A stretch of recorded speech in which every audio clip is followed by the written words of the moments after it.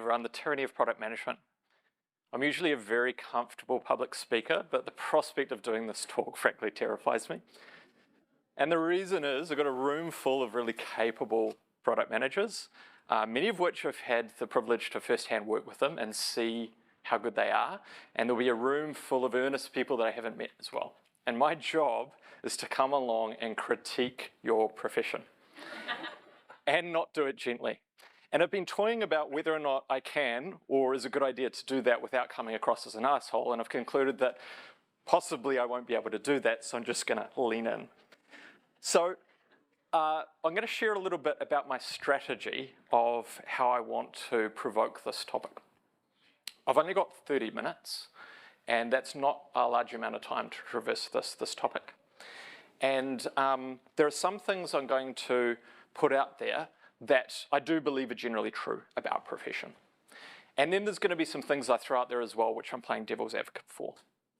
Now, there's no Q&A at the end of the session, so you won't really know which is which, but there is a forum where I think we can take some time to dive into the nuance and figure out where the truth lies for our contexts.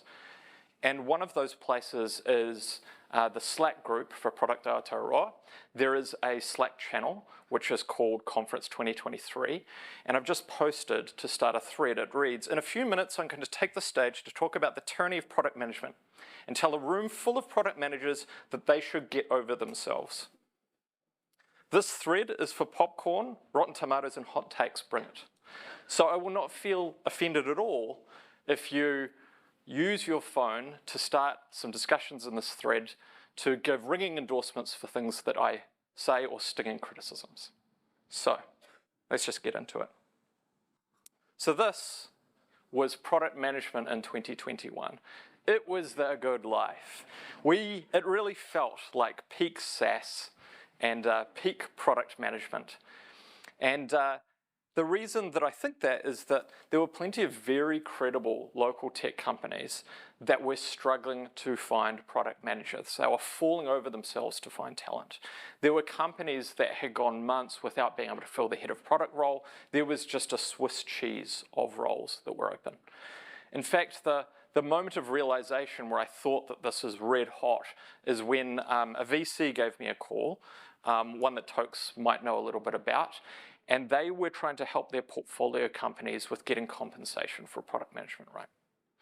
And they rang me up because they had got some intel from one of the major product companies in New Zealand, many of which of the people in this room probably have worked there, and all of which would have heard them, and said, we're getting this data point from this company about what they're paying product management. It seems outrageous, and we're ringing around to check, is this data point true from this company, and what are you paying, and what are other people paying that you know about for these roles? And so it just kind of felt like this is red hot and it's a space to be. And I'm pretty sure it felt like there were lots of people flooding in to our profession. The problem with red hot markets, though, is that in times of abundance, you get fat and you get lazy. And I think that this was true of our profession as well. But, as we all know, then this happened. So we hit tech-cession. And just a quick show of hands, who has been at a company that has done a redundancy since 2022? Okay, that's plenty of hands. Keep your hand or raise them again, given they all shot down. If you personally have been impacted, either been made redundant or your role nature has changed. Okay, so less than I thought, right? These numbers are from layoffs.fyi. They do include New Zealand numbers, but they're clearly dominated by things going on in the US. US companies tend to be a lot more red hot VC funded, and so they burn bright and then crash fast. At least in Australasia, we don't have that same culture of VCs pumping cheap money in, so we tend to be a little bit more conservative in our growth, which does mean that when the bottom falls out, it doesn't quite fall out quite so hard. It did hit close to home though, so this is obviously one of the major headlines. What was interesting about what happened at Xero is the axe swung hardest at product management and the product management adjacent functions. There was speculation that in some parts of the company, it was like a 1-to-3 ratio of people that were deciding what to do and people that were trying to do it. I don't know if that's true, but suffice to say that the new CEO came in and diagnosed that collectively, the product management functions and the one adjacent to it were not delivering enough value to justify the size and the existence that they have. And so they got the cut. Now, at this time, lots of other interesting things were happening around the product management function. So Brian Chesky is the CEO of Airbnb. He was on stage at a conference, the Figma conference. So he has a background as an industrial designer. So he was kind of talking to a soft audience, right? He was a designer talking to designers. And so, it's a pretty populist topic that would get designers going. But a lot has been said about what has and has not happened with the product management function at Airbnb. I'm not going to delve into that deeply. But suffice to say that, okay, there's a designer, and we've all met designers that are fairly dogmatic about how things should be done. Possibly Chesky's one of those people. But it seems that at a minimum, the product management function at Airbnb has been moved away from the cross-functional team and into something separate. And this trend is starting to make itself known in slightly different ways. So this is Marty Kagan. This is a talk that he did about some of the thinking around the empowered engineer. It's in the books that you might have written, some of the Silicon Valley product group books, the Empowered book. And it's talking about empowered engineer, which is, part of our job as product managers is to engage the engineering team to be more than just doers, to actually elicit their care and engagement for what it is that we're trying to achieve for our customers and use their brains. So that's all really good stuff until maybe they come and steal your job. This is Dovetail in Australia. They make tools for product managers. And they have decided to trim their product management function also, but rather than designers taking over the majority of this, they're using engineers. And so they've focused on non-technical product managers for the chopping block. And you see similar examples of product engineering starting to take over functions that are classically considered product management in other examples. So my brother worked for a company called SourceGraph whilst he was overseas, and the same thing happened in the product function there. And I'm sure there's lots of other examples I haven't come across.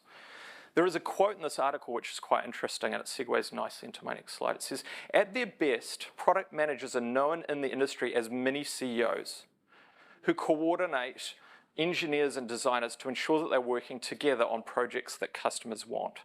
But unlike engineering and design managers, product managers do not necessarily manage staff. And I don't know if the tech guys can scroll up the speaker notes, but it's lost the last bit of my quote there. Okay.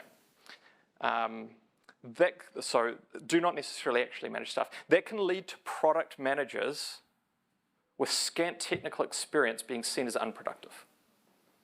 With budgets tight because the technology industry downturn, those roles are vulnerable.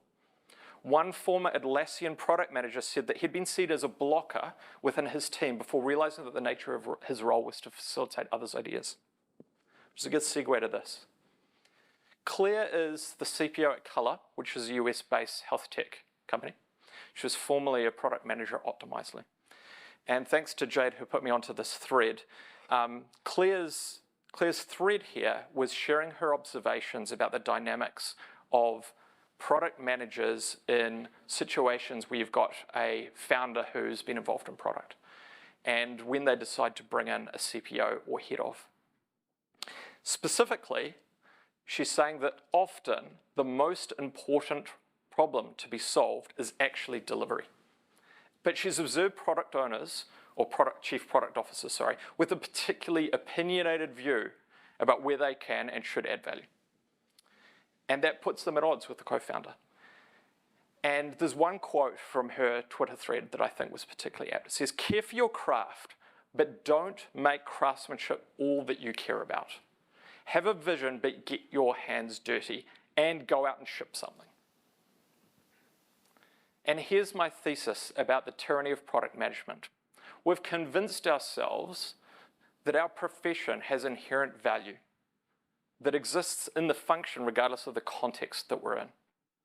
We've abandoned the very principles that we espouse about understanding the customers and the market and then figuring out how to serve them. And we're not figuring out what the organisational need is and delivering value to that regardless of what our romanticized view about the role that we want to play is. There is no textbook, prototypical Silicon Valley Group product management role.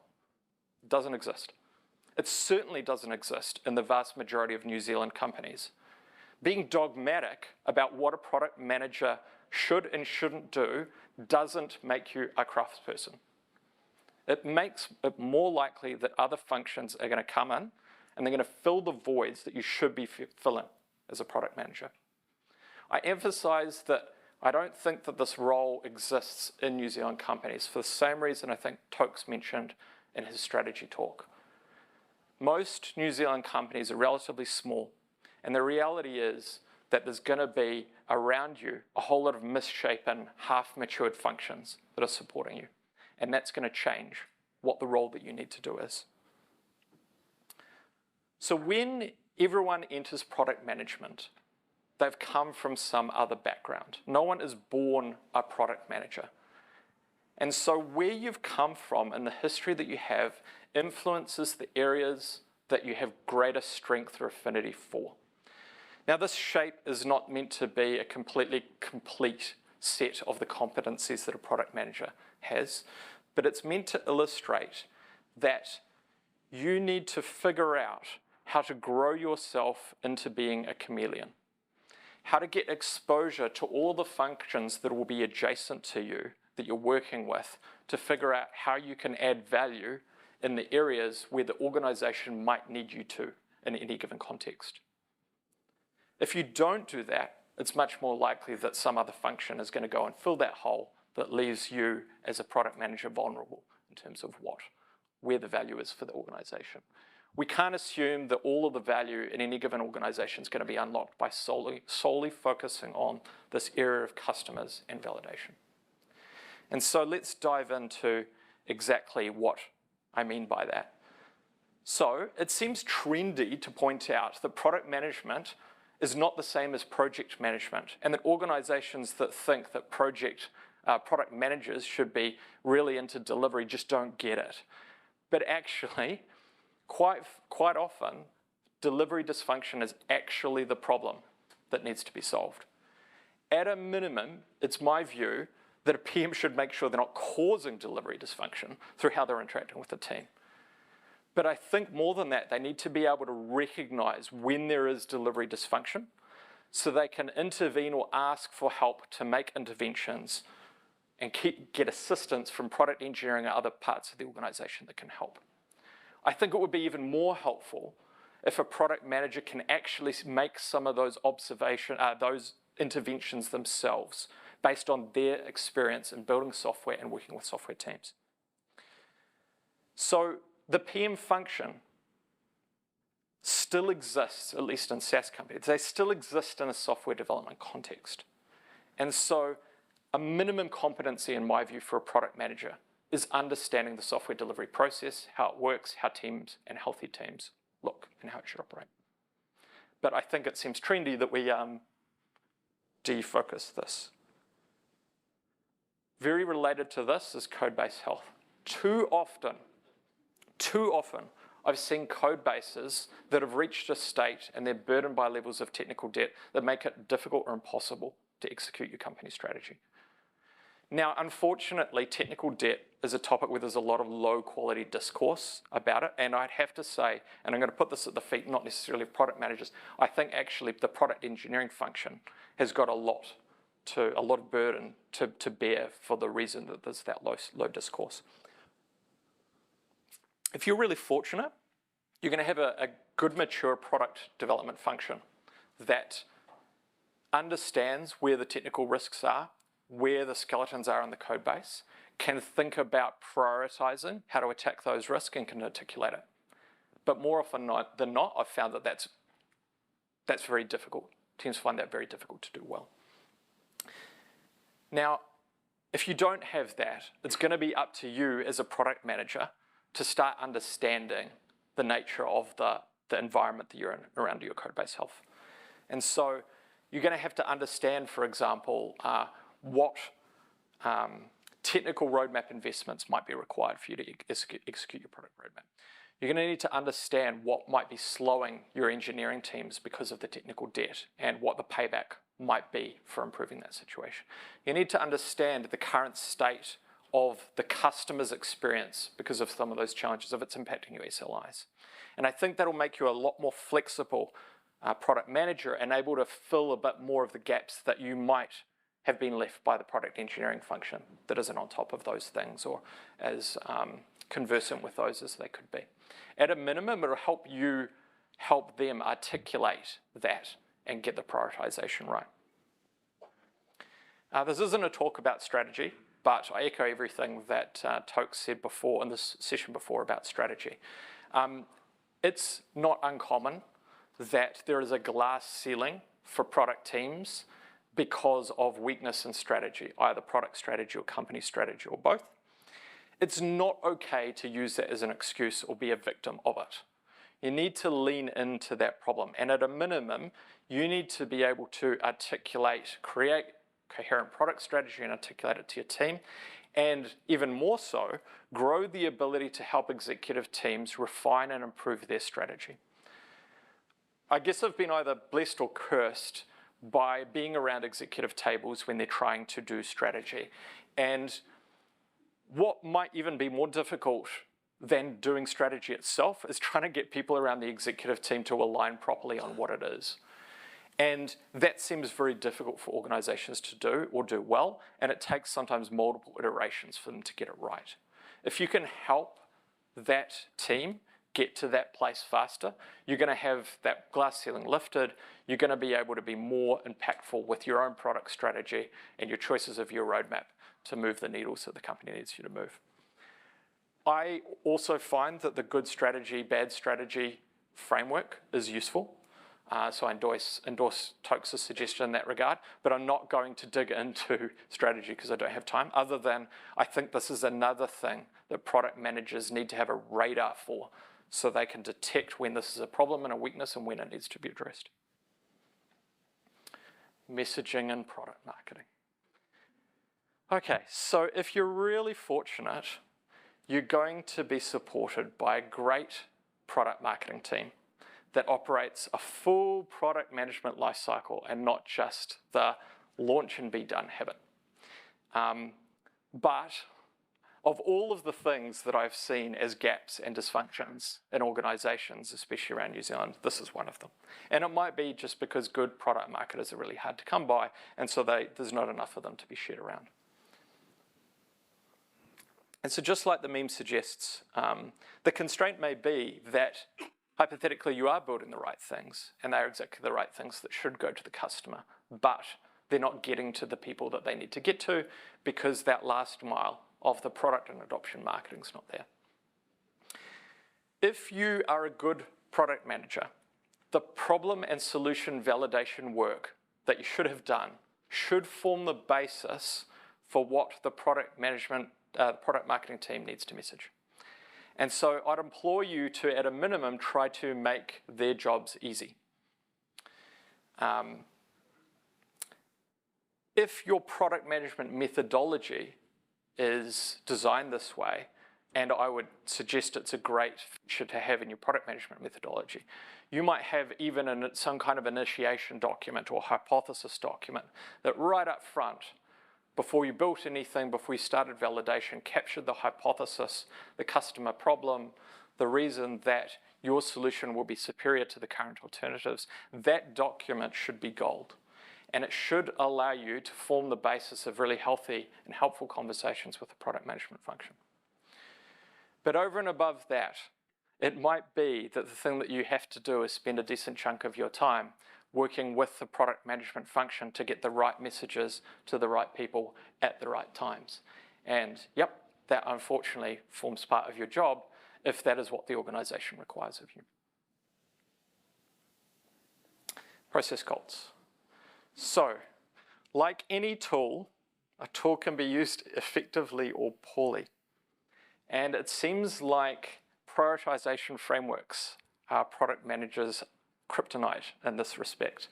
And I don't know if this is just less experienced, product managers, or if this is just a sickness that we have, is that we grab on some easy framework that will answer the complex reality of the world.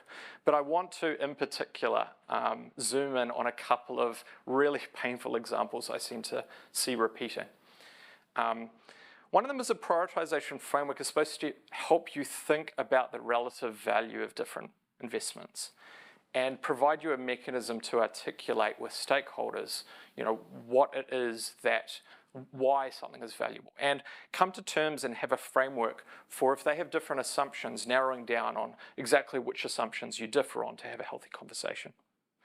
Too often, though, I've seen product managers use it as a shield to defend their decisions against stakeholders. And I put this to you, if your stakeholders are all of a different view about what might be valuable, maybe you should think about what's going on in that situation and who might be likely to have the wrong end of the stick. I think we hold the product management function up on a pedestal as if it's got some divine right to have the customer to speak where the value is and exclude the insights that other functions of the organization might be able to, value that they might be able to provide, because they're in sales and they're incentivized differently, so they can't have relevant insights on the market, or insert your other function there.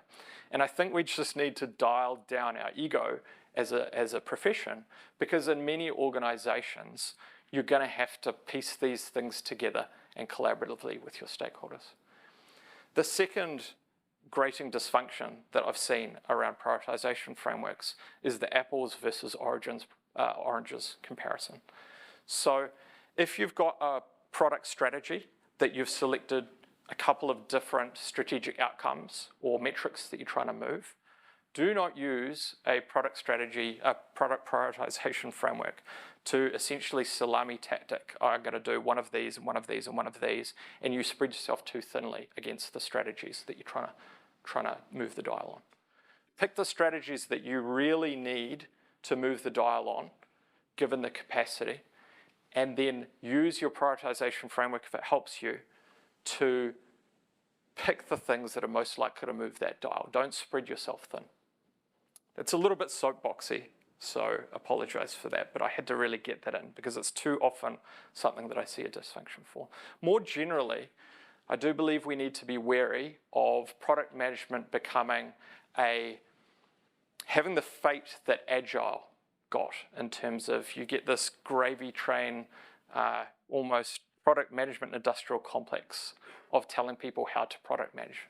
And the tools and techniques that are supposed to help you become their own gravity. They get entrenched, and we get lured into thinking that they have value inherently themselves. And we don't step back and we go, what principles and mindsets underpin all of this? Just like people got sucked into specific manifestations of software development, like, I don't want to pick on Scrum, but let's just say Scrum as rather than thinking, what are the lean principles and how do I apply them in the context? So let us think, what are the product management principles about customer value, uncertainty, hypotheses, experimentation, gaining confidence, and make sure that we apply the mindsets and the principles before we necessarily slave ourselves to any particular tools or approaches. So, my question to you is, are you acting as a prototypical product manager, or are you whatever the hell this is? Thank you.